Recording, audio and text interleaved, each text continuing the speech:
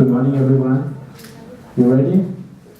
Previously, we covered everything, almost everything, okay? And I will review a little bit of Gauss-Jordan, okay? For Gauss-Jordan, we have n by n matrix. You guys, please be quiet, okay? You can sit, but it's just 1 hour and 20 minutes, okay? All right, for Gauss-Jordan, I append identity matrix to the right-hand side, okay? And then we rearrange it, somehow do Gaussian elimination twice, so that the left-hand side, you end up with identity matrix, okay? When your left-hand side, you end up with the identity matrix. Then whatever you have left on the right-hand side, you have inversion. Okay, that's it. Oh, some problem. Sorry about that.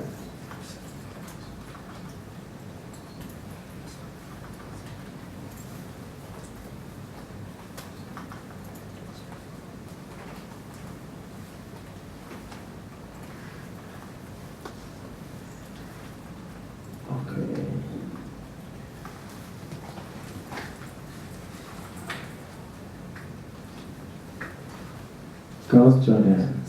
Okay, here we go. So first we start with the left-hand side matrix. We append identity matrix on the right that you see on cell 267. Okay, once we append the identity matrix, we do Gaussian elimination twice. The first time to make bottom left to be 0. The second time to make top right triangle to be 0. After we do that, the left side will be identity matrix. I think that's because I use arrow instead of page up, page down. Okay. Daniel, can you tell me about how to do Gauss-Jordan? If you understand already. While you're waiting for me going down. Gauss-Jordan, how do I do that? I think I'll just have to produce an adjunct matrix. An adjunct matrix. Pardon me? I beg your pardon, sir. What do I do for Gauss-Jordan? I augment the matrix, so I use the wrong term. Pick the constants on the right hand side, then augment it to the main matrix, and then do. What is the matrix that you're going to make on the right hand side? On the right hand side? You append the matrix to the main matrix. What is that matrix that you're going to use? You create a new matrix. What is that? Is that identity matrix? Yes. Just say yes, okay. So we have identity matrix. Okay, now I am over there, or not yet. Matrix of inversion Gauss-Jordan. So I put identity matrix on the right hand side. I use numpy.h stack. Numpy do parallel calculation, so you should use numpy. If you use for loop with list, you do serial calculation step by step. Not good. Use numpy. Okay. So I use numpy.h stack to append it on the right hand side. Do elimination twice. Once finished, you see the output on above cell 272. So left hand side will be just identity matrix, and the right hand side will be the inverse. Okay. So to remove the bottom left is the same as Gaussian elimination. To remove the top right is also Gaussian elimination 3 nested for loop, but this time you change the range of your for loop. Okay, just start from the bottom. So that's Gauss-Jordan. New homework is posted already, due next Wednesday. Basically, you use all the user function that I create in this notebook to solve your own system of linear equation. It is easy, okay? Just use the function that is already created. If you don't like my function, you can create your own, okay? But you can use my function. If you use my function, you tell where is that from, what cell, okay? For example, cell 275 have Gauss-Jordan inversion, use that.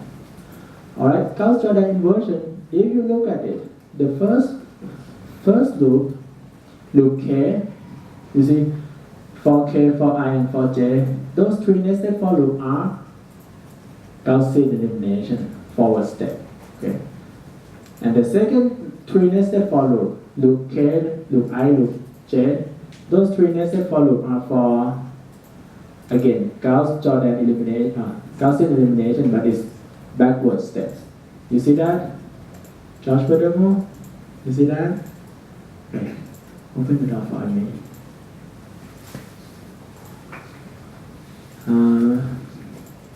So that's it. Okay, this time is Gauss-Jordan matrix inversion with partial pivoting. So in partial pivoting, we switch the role non-chainly. Why do we have to switch the role? In what case that we need to do partial pivoting? When we have zero in the diagonal term. If we don't have zero in the diagonal term and we do this, is this good? It's good. It makes dominant diagonal term and it makes the answer to be more accurate. Okay, so it is good. How do I do any of that? Which part in the code? None? Can you plot it? Where's the row switching? You see some third line in the function b comma p equal to pivoting. That is row switching. Just that. So we switch the row so that the diagonal term is not zero. Then we can do Gauss-Jordan matrix inversion. Okay, good. That pivoting function is just switching the row based on the diagonal term. Okay, so now let's try something. Here I have A3 that has 0 on the diagonal term. You see A3? Yeah, what are you doing? Are you paying attention? Yes, What I'm doing now was about A3. What I'm talking about A3. How about we do the quiz? He don't want to study. What should I do? doing the homework actually. If you pay attention, we don't do the quiz. If you don't pay attention, we do the quiz. How about that? Okay? Look at what I'm talking about, not your screen. There will be the time that you look for your screen. For example, maybe last 10 minutes that you do the quiz. Okay? But probably, if you're a good student, you don't have to do that. Okay, there you are. Everyone is counting on you. So A3, I have the 0 on the diagonal term. You see, I do A3 range 15 equal to 0. So every term on the diagonal term is 0. Then I do matrix inversion, use Gauss-Jordan with partial pivoting. Okay, GJ underscore INV underscore PP is Gauss-Jordan with partial pivoting. It works. So even though the matrix has 0 everywhere on the diagonal term, but if we switch row and column, we should be able to find the inverse. So when you have 0 everywhere in the diagonal term, it doesn't mean that it have no inverse. It can have, but sometimes it doesn't have.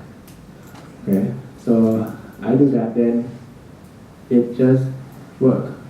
Alright? Without partial pivoting, so if we don't switch row and column, Gauss-Jordan without partial pivoting doesn't work. I get just not a number everywhere because we have divided by 0.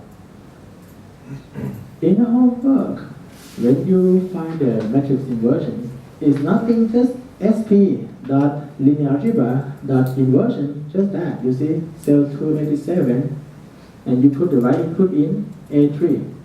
So it gives me the matrix inversion. Then I compare the matrix inversion that I get from SciPy and matrix inversion that I calculate by Gauss-Jordan with partial pivoting in cell 288. Guess what? They are almost the same, okay? My answer minus SciPy answer, they are almost zero everywhere. So my method worked correctly. And in the homework, you're required to create that kind of method.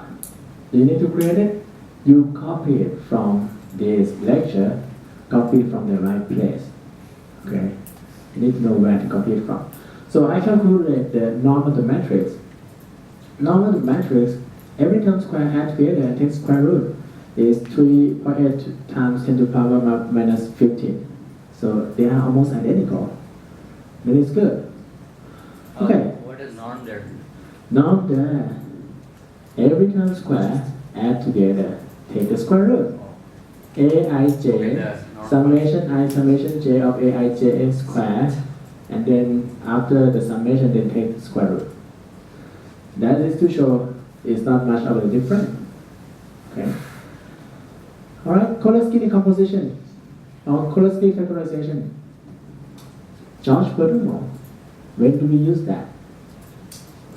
When? What is the requirement for Cholesky factorization? I don't know when to use You don't know when to use that. There's a problem. Ami, when do we use that? I don't know when, but I know how. What's the requirement for Cholesky factorization? Requirement? We need Symmetry. yeah. Positive definite? Oh, yeah. It has to be positive definite. Okay. Semi-positive definite doesn't work for SciPy. Okay. Positive definite for real number means what? What is positive definite? Daniel.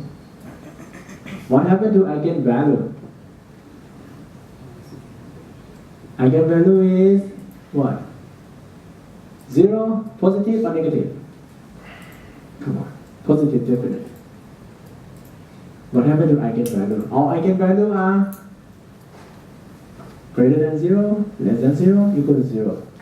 Greater than 0. Yes, that's why we call positive, right?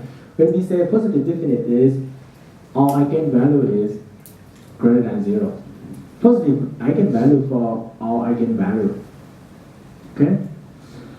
It has to be symmetric. So this doesn't mean it doesn't work for every matrix. The matrix that you can use Cholesky factorization must be symmetric. A equal to A transpose. Right? And more than that, it has to have positive eigenvalue. You won't know. You cannot know whether it has positive eigenvalue or not. So one of the ways that people use is use Cholesky factorization, try this, and if it doesn't work, this means that eigenvalue is not positive. It's not positive definite for every eigenvalue. Okay? Calculate eigenvalue is actually more difficult than doing this. So if you do this, it doesn't work, this means it's not positive definite. So Cholesky factorization, basically we have formula, right? So what do I do here? I have my matrix B. My matrix B is just bottom triangle. Okay.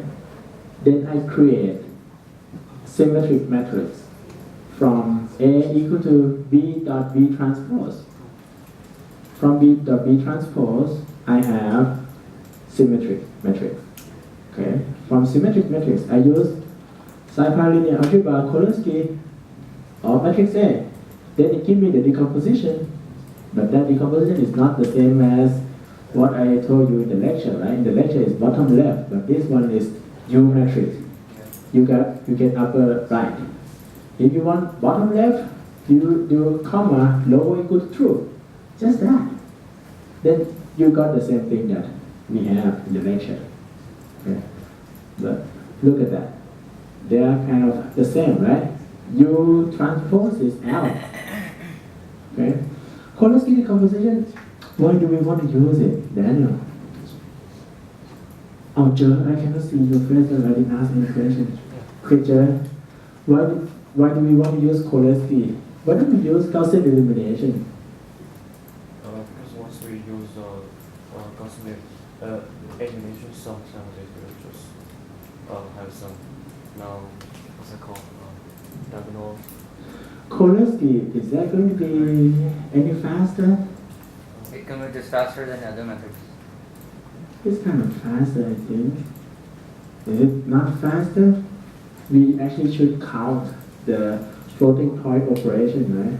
But if you look at the equation, if you remember the lecture, for LU decomposition, you have for loop for L, for loop for U, but this time you don't, because top and bottom, they're the same. So it's kind of faster, okay? But it doesn't work for every cases. It works just for positive definite metrics. So I create my Cholesky decomposition. Okay. This is my own Cholesky decomposition function. So basically I have two nested for loop. And okay. For this matrix, for this function to work for every cases, you may see I have try statement.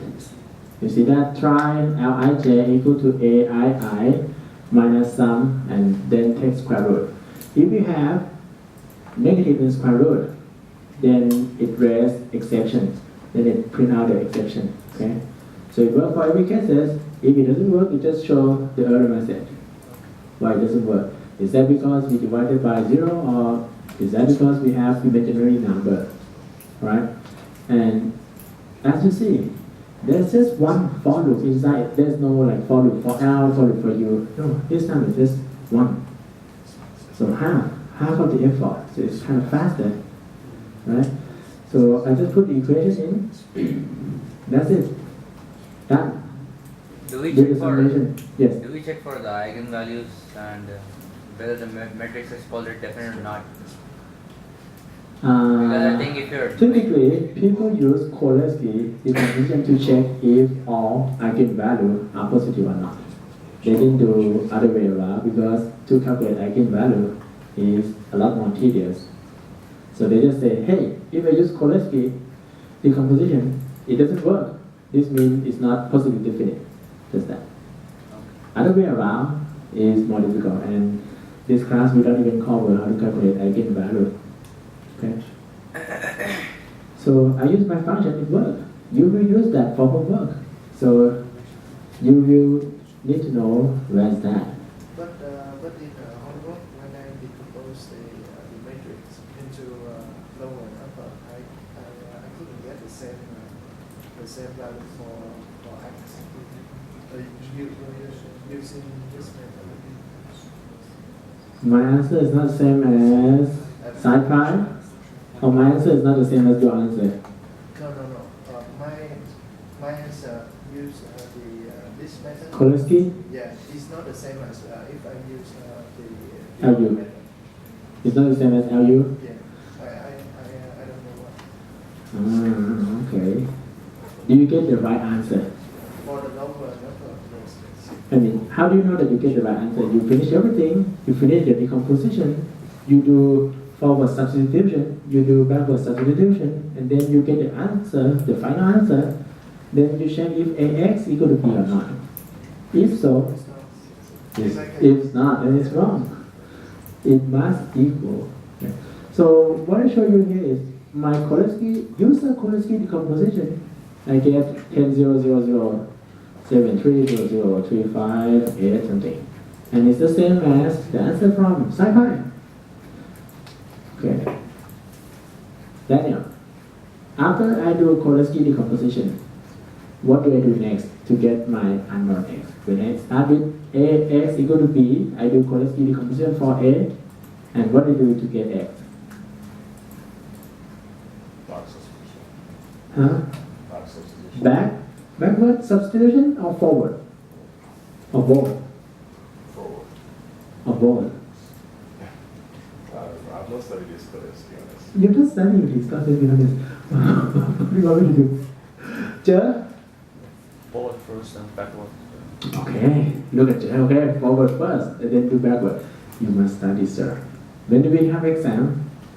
Next month. Next month. It's coming. Quick. Do homework at least, okay? Alright, that's Cholesky. Cholesky from user take 40 microseconds. Okay, use percent time it. This time you have to use time it too. Okay?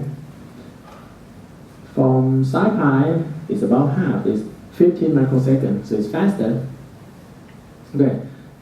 With 0 on one of the diagonal term, if I put 0 on one of the diagonal term, okay, so from lower triangle matrix, I put 0. Okay, then I do B dot B transpose, I get matrix A. So I actually start with answer, right? I start with the answer and I try to create the problem. So I start with the answer so that I know that it is for sure that the answer exists. We have the answer. So look at this. I use my Cholesky, or I use SciPy Cholesky, it said it doesn't work. Third leading minor, not positive definite. Okay? It tells that the eigenvalue doesn't work. For user, I get error message. NAM, not a number. So if one of the answer, your answer will be lower triangular matrix, right? If one of the answer on the diagonal term is 0, it doesn't work. So for semi-definite, it doesn't work. For if one of the eigenvalues is 0, it doesn't work. What if it's not symmetric? What happened? I have matrix A that is not symmetric. I use SciPy. It said something wrong with me. Okay, something wrong with the Cholesky. So we have not positive definite. My function is just give name, not a number. Okay, compare Cholesky with LU. When we have Cholesky, we have LU. So LU take, I think this one is a big, kind of big matrix, right? 400 by 400. Is it big? Somewhat big, right? You see, 10 times numpy dot random bracket 400 comma 400. That is 400 by 400. Very big. How long does it take to do that? LU decomposition takes 2.8 millisecond. Cholesky decomposition takes 800, kind of 830, 840 microseconds. So it's faster. Okay. What about NumPy Cholesky? One of them is SciPy Cholesky decomposition. Another one is NumPy Cholesky decomposition. So NumPy is somewhat slower. So use SciPy. Just use SciPy. Don't use NumPy. Any function that is available in SciPy, just use SciPy. Alright, PLU equal to LU decomposition of matrix A. I get P. I get L and I get U. So that is from SciPy. That's how I use it. Cholesky decomposition, just the repeat, right? So now you know how to use it. Just that. sp.linglalg.Cholesky, put it in, then you get it. Okay, determinant after Cholesky decomposition.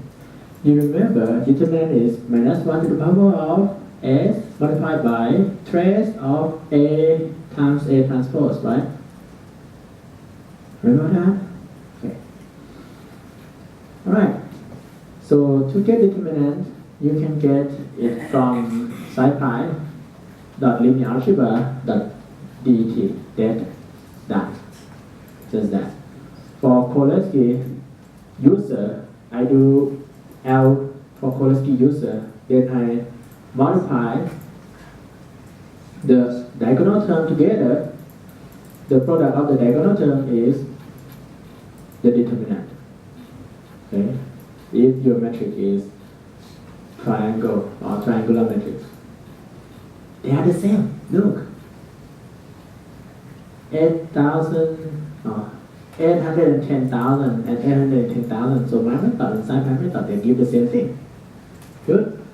My method may be a little bit better. Doesn't have that and very slower. Okay. Alright, Jacobi method, iterative method. Jacobi method, you probably have done homework. Did you do? I did. I did it for you. Okay. Daniel, did you know that I did it for you, right? You just copy and submit what I did to me. Have you done that yet? You have to do that. If you don't submit what I did it to you, for me, myself, you obviously get 0. Because I did it already. You understand how to do this? It's half D and R. D is the diagonal term, R is the rest. Ami, Yes. you did this? Yes. You understand it? Yeah. Okay. How do we do it in Python? So in Python, I create div equal to extract the diagonal term first. After I extract the diagonal term, I cannot use mouse today, so after I extract the diagonal term, I do 1 over the diagonal term. Diagonal term is just bracket range n, just that. Okay, so I get D, and then I get R. R is the rest. Okay? Once I get D, get R, then I get separated, like what I did in Excel. Okay? So just iterate until it's done. So that's the follow. You will spend your time to understand this, and you will use it. If you don't know how to use it, just copy it. Copy from the right place. I'm fine with that. Okay. So this is user on manual Jacobi iterative method for solving system of linear equation. Let's try. Okay. Jacobi method, most of the time it doesn't work. And most of the time it doesn't work. It works just for special case. The diagonal term must be higher than the rest, summation of the rest. If not, it doesn't work. Dominant diagonal. Okay? Otherwise, you cannot use the Jacobi method. Jacobi method is equivalent to fixed point iteration, if you recall. You remember root finding, fixed point iteration? Okay. So I use Jacobi method and do Jacobi answer equal to Jacobi A, comma B, and it shows the answer for every iteration, and at the end I calculate the left hand side A dot Jacobi answer, and that equal to B. Look, so left hand side they are the same as the right hand side. My method is correct. I don't need anyone to tell me whether it's correct or not. I can check, right? So when it's correct, how do I know? I don't have my friend's solution to take a look at. It's not like homework. I do it myself. So I have to check if left hand side equal to right hand side or not. It converts. It gives the answer. Done. Okay. And when I do larger matrix, this one I do 50 by 50.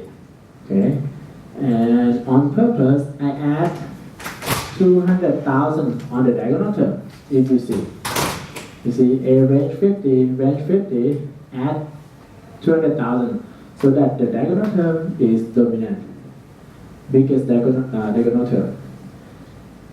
If your diagonal term is not the biggest term compared to the summation of the rest on the same row, it doesn't work.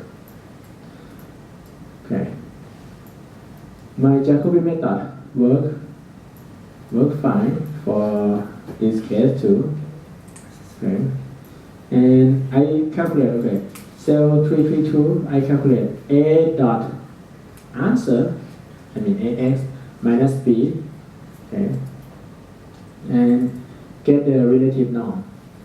It gives me some answer, and it has some error. Okay? It doesn't mean the answer from numerical method will be absolutely correct. Okay? But at least it gives me something.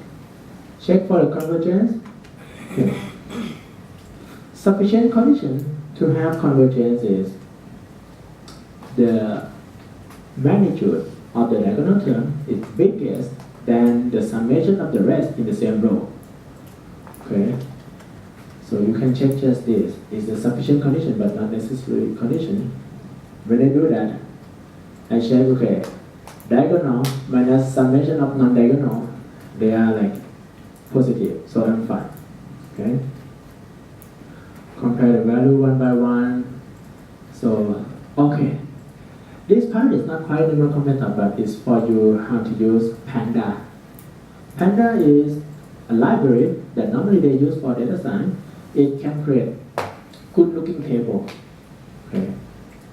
When you want to store the data from SciPy or NumPy to text file, there are several other methods. You can use Panda. This one I use Panda to create data frame. Okay. If you look at the format, dt on the left hand side is just the variable name. Right hand side, Panda, I import Panda as PD. Okay, PD.data frame. This is to create data frame. Data frame is like table. And I specify, okay, data equal to numpy.h stack, column 1, column 2, column 3, whatever. Okay, that's data. And then I specify the name of the column. I have columns equal to list of different string, which is name. Okay.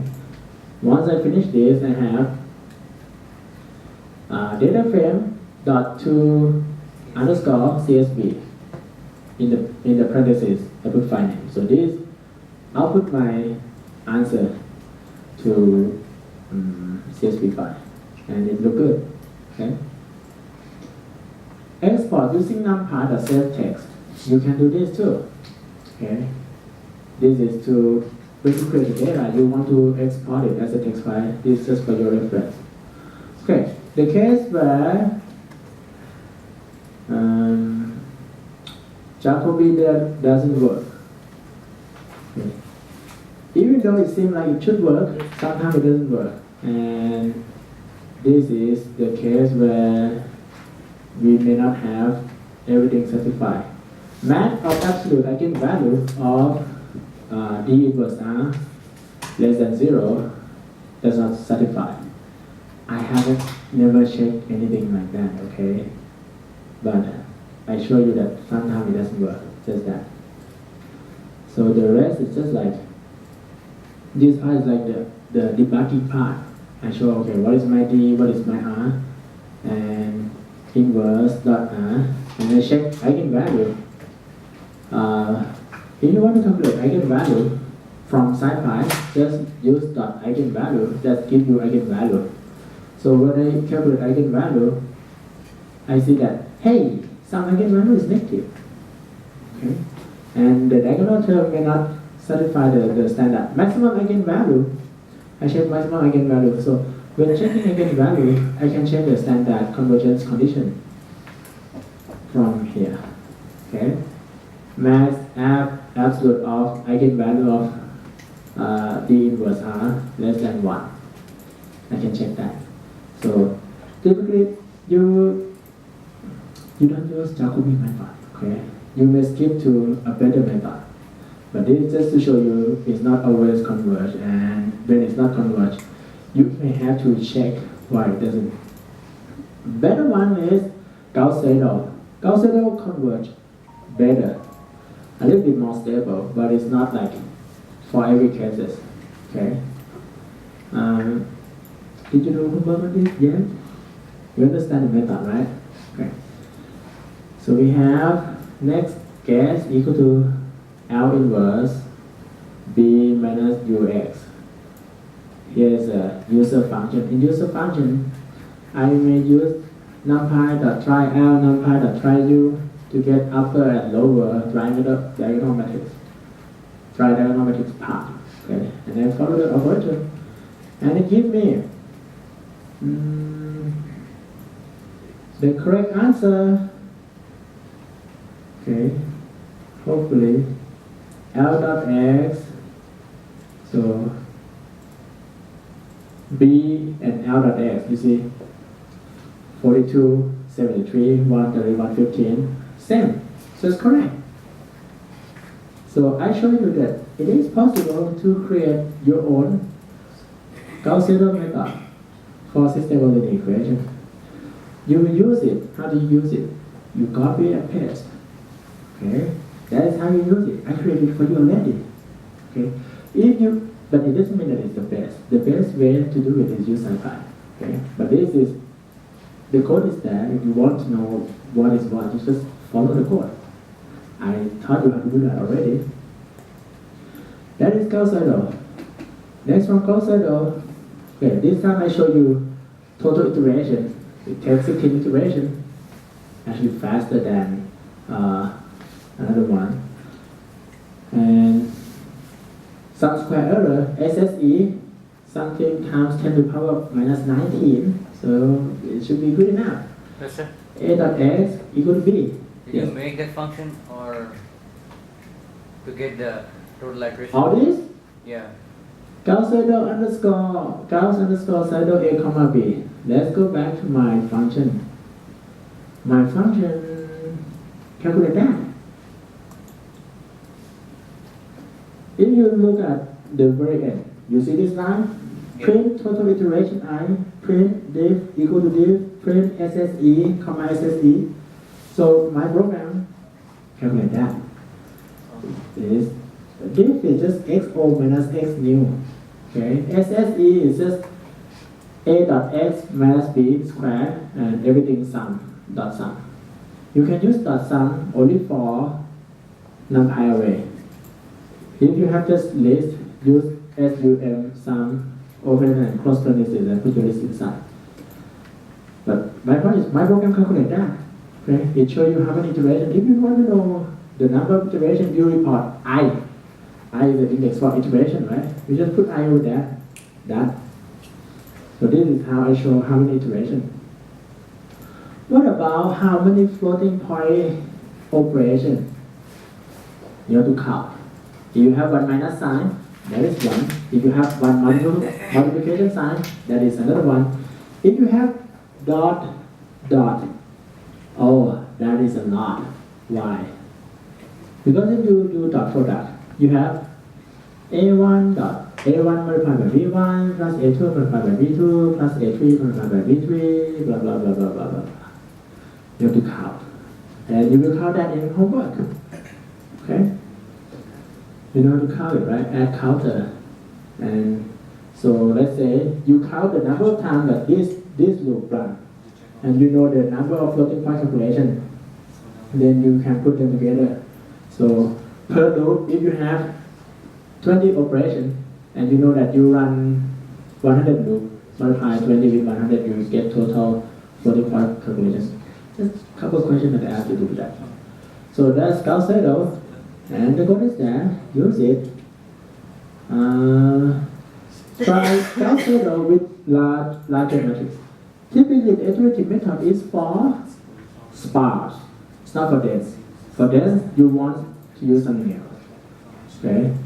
When I try 7 by 7, okay, B, A, SSE, it still work. Okay. I use time it to get Gauss-Seidel. Gauss-Seidel take how many? 3 seconds per loop. Okay. Kind of taking a long time. Alright, I think we're done with Gauss-Seidel. What if we use backward substitution with Cholesky? Or this part is just show you, okay, once you finish Cholesky decomposition, you do forward substitution, backward substitution, and then you're done. Okay? And there are functions for that already. Here's the time sheet for Cholesky calculation. Okay? And asymmetric. non-positive definite case, what do we do with that for the case where it's symmetric? If it's not symmetric, we cannot use Cholesky, right? If it's not positive definite, we cannot use Cholesky. Cholesky just give me that. Okay, slightly off from positive definite case. Okay, this one is. Let me just get down about it. Sorry. Let's start the video.